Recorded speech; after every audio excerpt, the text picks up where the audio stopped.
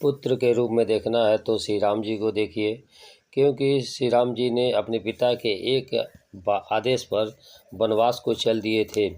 कभी ये खेद नहीं किया कि माता कौशल्या चाहे मंथरा को दोष नहीं दिया। श्री राम जी आदर्श भ्राता हैं। राज्य का अधिकार राम जी का था, फिर भी भरत को राज मिलेगा।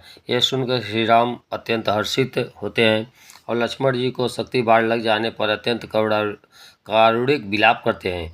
बालकाल में खेल खेल में श्री राम ने स्वयं हार कर भरत को जिताया। कैसा आदर्श है उनका भात। आदर्श पति देखना है तो श्री राम जी को देखिए।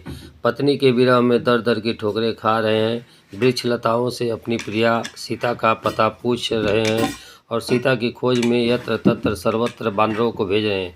अंदर से निर्लेप होते हुए भी लोकाचार अनुरूप बाहरी सब कर्तव्य उत्तम ढंग से निभा रहे हैं।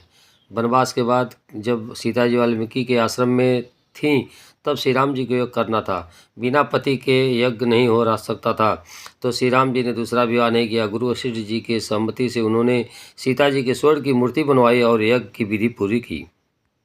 श्री राम जी आदर्श राजा हैं। प्रजा के संतोष व विश्वास आस्वादन के लिए श्री राम जी राज्य सुख, राज वैभव और गृहस्थ सुख का त्याग करने में भी संकोच नहीं करते थे। इसलिए श्री राम जी का राज्य आदर्श राज्य माना जाता था। कोई 100 गलतियां करता, फिर भी भीतर से श्री राम जी उसके प्रति घृणा नहीं रखते, और किसी के पास केवल एक सद्गुण ही हो तो भी श्री राम जी को उसे भूलते नहीं।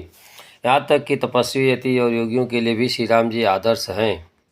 श्री राम जी आदर्श गुरु भक्त भी हैं।